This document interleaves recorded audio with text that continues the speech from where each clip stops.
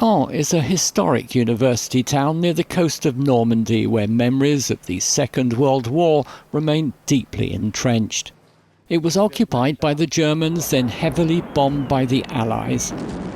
The city's path to liberation was paved with unimaginable sacrifices, filling its war memories with pain. Today, Caen is home to Normandy's largest war museum, Mémorial de Caen, and a hub for tourists visiting the famous D-Day landing sites. The world is changing very fast, and I think we don't realize enough what freedom means and what others have done for us to have actually freedom. Well, it's very sad, actually. I felt quite tearful this morning, actually, when we went into one of the cemeteries and saw the graves of all the really young soldiers. But for the French, there are mixed emotions over the price civilians paid following the D-Day landings.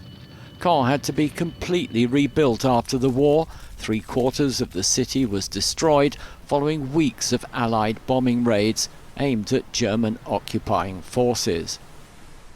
This historic abbey in the centre of Caen, which now houses the City Hall, is one of the few major buildings that remained intact after World War II. It was here that thousands of civilians took shelter from the devastating bombing raids. Families slept here for weeks on end. A large white sheet with a red cross was placed on the roof, and the French resistance warned Allies not to bomb it. Marie-Nicole Deschamps was 9 years old at the time and lost several relatives in the bombing raids on the city.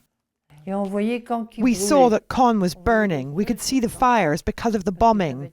We saw the fire and then the noise of bombs.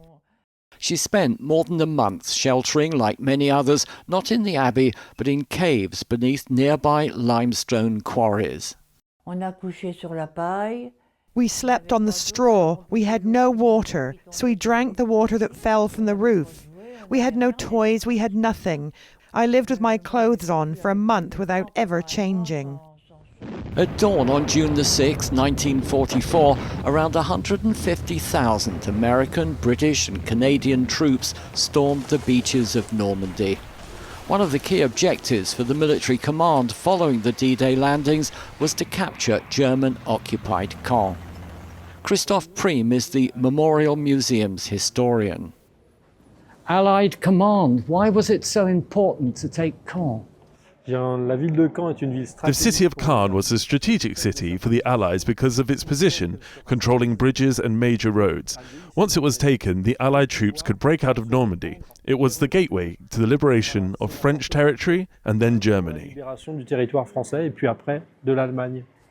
Sword Beach was one of the British landing sites back in 1944. Today it's a regular stopping-off point on D-Day tours.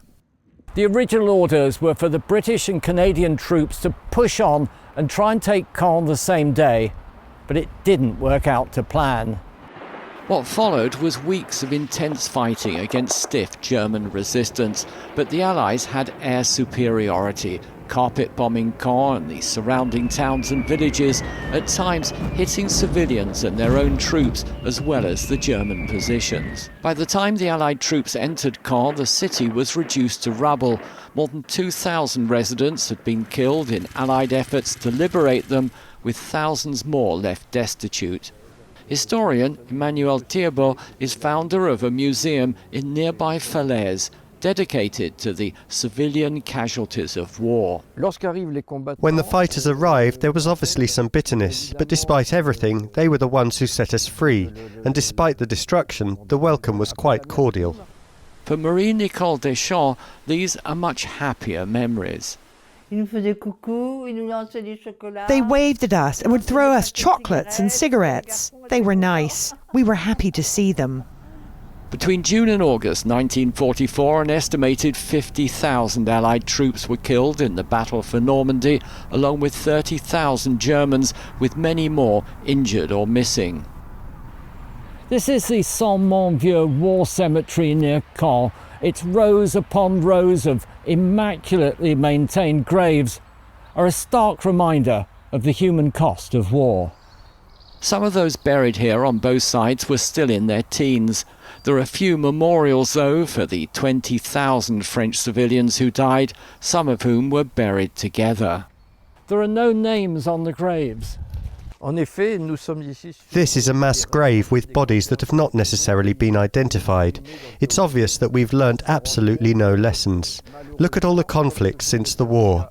Unfortunately, civilian populations are increasingly at the forefront of all these battles. It took almost 20 years to rebuild the city after the war. The roof and spire of St. Peter's Church collapsed, along with buildings in the surrounding streets. Today, the church has been restored, the surrounding buildings replaced. This is a photo of Rue Saint-Pierre, which today is a popular shopping destination. Several of the narrow, medieval, cobbled streets were replaced with wide, tree-lined boulevards, complete with a modern tram system. At the entrance to the new university is a statue of a phoenix, the bird which rose from the ashes. It's become a symbol of the city's renewal. Michael Voss, CGTN, Caen, France.